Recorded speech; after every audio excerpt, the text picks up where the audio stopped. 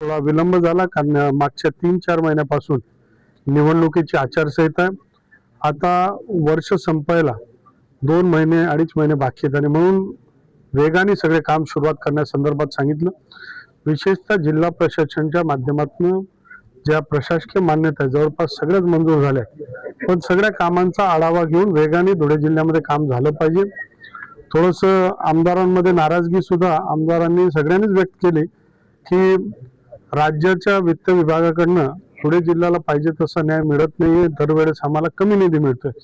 धुळे जिल्हा हा थोडासा मागे राहिलेला जिल्हा आहे, त्याच्यामध्ये निधी आम्हाला लागणार आहे, परंतु सातत्याने आमच्याकडे निधी कमी होतोय आणि म्हणून चिंता व्यक्त केली. मागच्या वेळेस 348 कोटीचा बजेट होता, यावेळेस केवळ 292चाच बजेट करायला लावला. अर्थात तो प्राथमिक आहे, पण आमची अपेक्षा होती की यावेळेस 350 कोटी हा राहिला पाहिजे आणि त्याच्या व्यतिरिक्त काही ना काही आपल्याला मिळालं पाहिजे. म्हणून जिल्ह्याची जनता ही अत्यंत आतुर आहे. 2 तालुके दुष्काळग्रस्त आहेत, 2 तालुके आदिवासी बहुल आहेत आणि मग जिल्ह्याच्या मध्ये विकासासाठी फार मोठा अनुशेष आहे. त्या सगळ्यासाठी निधीची आवश्यकता आहे आणि निधी हा जास्तीत जास्त मिळावा असं आम्ही वित्तमंत्री महोदयांना आग्रह करणार आहे की इतर जिल्ह्यांना जसं न्याय मिळत असतो तसं आमच्या जिल्ह्यांना सुद्धा मिळावा.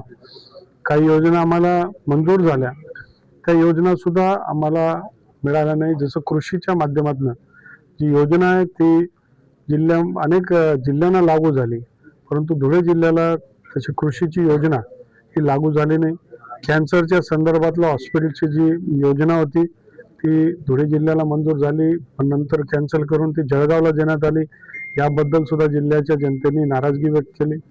मागच्या काळात आम्ही हे सुद्धा मांडलंय व उत्तर महाराष्ट्रामध्ये कृषी विद्यापीठ नगरला अहिल्यानगरला आहे, आरोग्य विद्यापीठ नाशिकला आहे, विद्यापीठ जी आहे ती जळगावला आहे. तर धुळेचे लोक सुद्धा एकतर मग ॲग्रिकल्चर कॉलेजमधला जो विभागणी करून ॲग्रिकल्चर विद्यापीठ आम्हाला द्यावी किंवा अजून काय आम्हाला डिफेन्स हब वगैरे काहीतरी द्यावं, कारण जिल्ह्यामध्ये मोठ्या प्रमाणात अनुशेष आहे. राज्याच्या मुख्यमंत्र्यांना आम्ही विनंती केली आणि त्यांचं विशेष लक्ष हे धुळे जिल्ह्यामध्ये राहणार आहे. काही मागासलेल्या जिल्ह्यांपैकी धुळे आहे आणि मग अधिक ताकद देण्याची गरज आम्हाला आहे.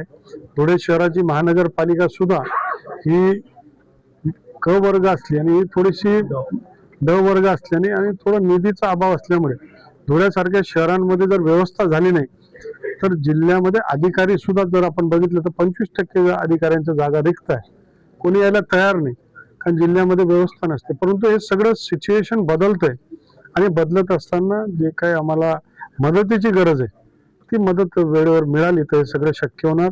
आम्ही जिल्ह्याच्या सगळ्या अधिकाऱ्यांना आवाहन केलंय की या जिल्ह्याच्या प्रगतीसाठी सगळ्यांनी हातभार लावा. जे निधी आहे तिला क्वालिटी काम लवकर वेगाने व्हावं अशा प्रकारचा आग्रह केलाय आणि मग जे चांगलं काम करतात त्यांचं अभिनंदन केलं आणि जे चूक करणार त्यांच्यावर कडक कारवाई व्हावी असंही आग्रह सगळ्या लोकप्रतिनिधींनी केलाय. एकंदरच सकारात्मक परिस्थिती सगळीकडे आहे, पण वित्त विभागाने आम्हाला अधिक निधी देण्याची गरज आहे असं आम्हाला वाटतं.